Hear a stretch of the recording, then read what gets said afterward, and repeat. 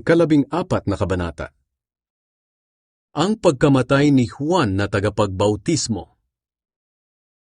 Nang panahong iyon, nabalitaan ni Herodes na pinuno ng Galilea ang tungkol kay Jesus. Sinabi niya sa kanyang mga opisyal, "Siya'y si Juan na tagapagbautismo. Muli siyang nabuhay kaya nakagagawa siya ng mga himala." Ipinahuli niya noon si Juan at ipinabilanggo, dahil tinutuligsa ni Juan ang relasyon niya kay Herodias na asawa ng kapatid niyang si Felipe. Laging sinasabihan ni Juan si Herodes na hindi tamang magsama sila ni Herodias. Gusto sanang ipapatay ni Herodes si Juan, pero natakot siya sa mga Hudyo dahil itinuturing nilang propeta si Juan. Nang dumating ang kaarawan ni Herodes, sumayaw para sa mga bisita ang dalagang anak ni Herodias na ikinatuwa naman ni Herodes. Kaya isinumpa niyang ibibigay sa dalaga ang anumang hingin nito. Sa udyok ng kanyang ina, sinabi ng dalaga, "Gusto ko pong ibigay niyo sa akin ang ulo ni Juan na nakalagay sa isang bandihado." Nalungkot ang hari sa kahilingang iyon. Pero dahil sa pangako niyang narinig mismo ng mga bisita, iniutos niya na gawin ang kahilingan ng dalaga. Kaya pinugutan ng ulo si Juan sa loob ng bilangguan. Inilagay ang ulo niya sa isang bandihado at dinala sa dalaga. At ibinigay naman ito ng dalaga sa kanyang ina. Ang bangkay ni Juan ay kinuha ng kanyang mga tagasunod at inilibing, at ibinalita nila kay Jesus ang nangyari. Pinakain ni Jesus ang 5,000 tao.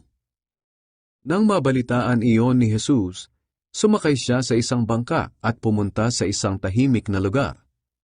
Nang malaman ng mga tao mula sa iba't ibang bayan na nakaalis na si Jesus, lumakad sila patungo sa lugar na pupuntahan niya. Kaya nang bumaba si Jesus sa bangka, nakita niya ang napakaraming tao.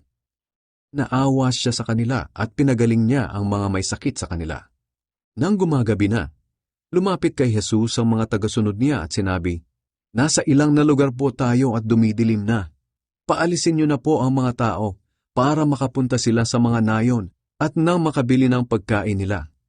Pero sinabi ni Jesus sa kanila, "Hindi na nila kailangang umalis. Kayo ang magpakain sa kanila." Sumagot sila, "Mayroon lang po tayong 5 tinapay at 2 isda. Dalhin ninyo ang mga ito sa akin," ang sabi ni Jesus. Inutusan niya ang mga tao na maupo sa damuhan. Kinuha niya ang 5 tinapay at 2 isda. Tumingala siya sa langit at nagpasalamat sa Diyos. Pagkatapos, hinati-hati niya ang tinapay at ibinigay sa mga tagasunod niya, at ibinigay naman nila ito sa mga tao. Kumain silang lahat at nabusog. Pagkatapos, tinipon nila ang natirang pagkain at nakapuno sila ng 12 basket.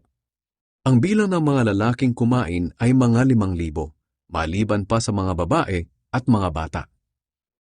Lumakad si Jesus sa ibabaw ng tubig. Pagkatapos, pinasakay agad ni Jesus sa bangka ang mga tagasunod niya at pinauna sa kabila ng lawa habang pinapauwi niya ang mga tao. Nang makaalis na ang mga tao, umakyat siyang mag-isa sa isang bundok para manalangin. Inabot na siya roon ng gabi.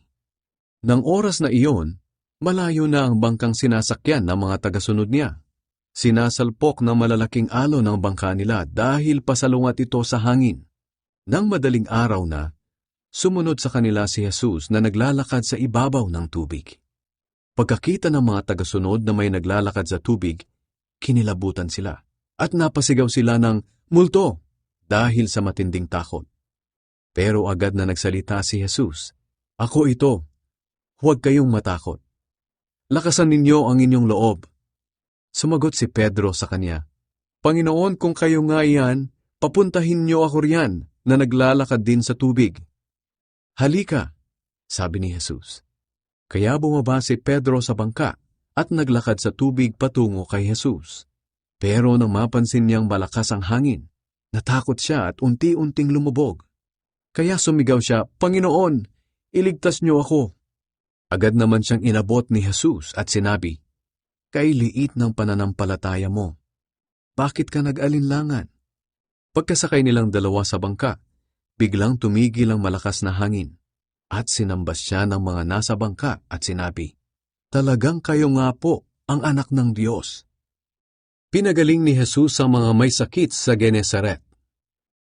Nang makatawid sila ng lawa, dumaong sila sa bayan ng Genesaret. Nakilala ng mga taga roon si Jesus at ipinamalita nila sa mga karatig lugar na naroon siya.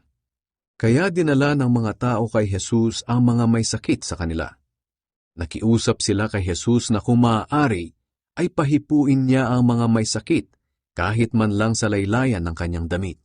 At ang lahat ng nakahipo ay gumaling.